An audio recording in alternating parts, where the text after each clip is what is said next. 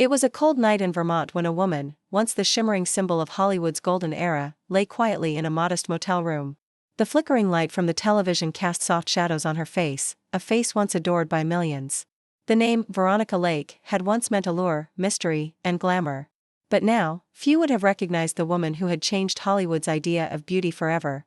This was not the goddess from the silver screen with the iconic peekaboo hairstyle. This was a forgotten legend living out her final days in solitude.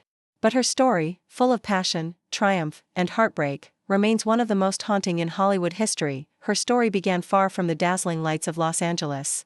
Born Constance Frances Marie Ockelman in Brooklyn, New York, on November 14, 1922, she was a shy, curious girl who dreamed of escape.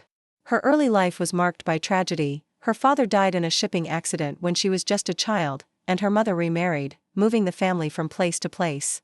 Veronica found solace in fantasy, daydreaming about worlds far beyond her own.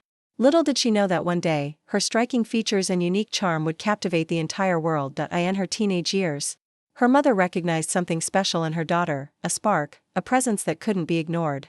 She enrolled her in a finishing school and later encouraged her to pursue acting. The young Constance took to the stage and camera naturally. After small modeling jobs and acting lessons, she began auditioning under her birth name, but Hollywood wanted something more glamorous. The name Veronica Lake was born, and with it, a legend. Her rise was almost accidental. In 1940, during the filming of I Wanted Wings, a loose lock of her hair fell over one eye. Instead of being scolded, the look became her signature, the peekaboo hairstyle that would sweep across the world. Women everywhere imitated her, and she became a trendsetter overnight. But her allure wasn't just in her beauty. There was something mysterious, almost hypnotic, about her. She embodied both innocence and seduction. A rare duality that audiences couldn't look away from. Her success soared throughout the early 1940s. Starring in classics like This Gun for Hire, The Glass Key, and The Blue Dahlia, she became a symbol of wartime America, the fantasy woman for millions of soldiers overseas. But behind the glimmering smile and platinum hair was a woman fighting battles of her own.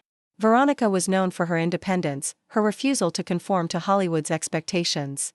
That same independence, however, earned her a reputation for being difficult, something that would come back to haunt her. Love, for Veronica, was as complicated as her fame.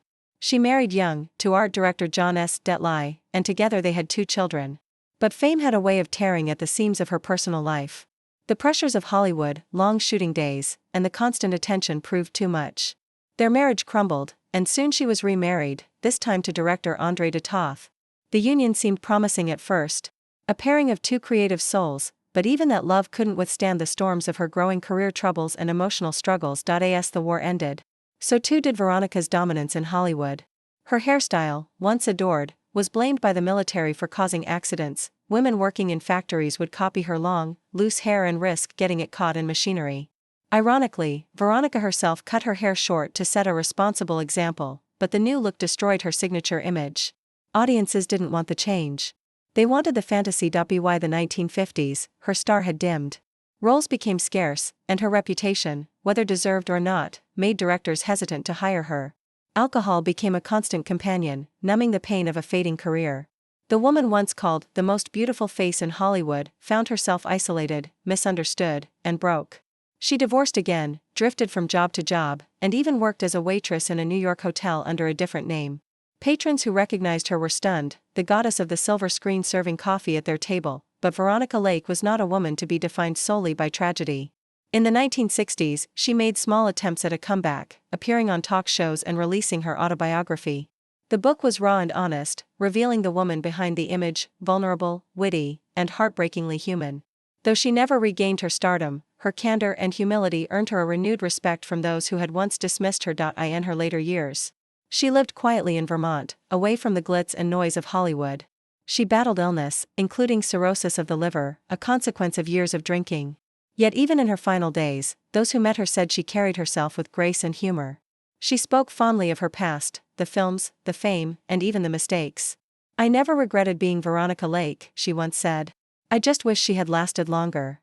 In 1973, Veronica passed away at just 50 years old. Her death a quiet contrast to the thunderous fame she once commanded. Few Hollywood stars attended her funeral.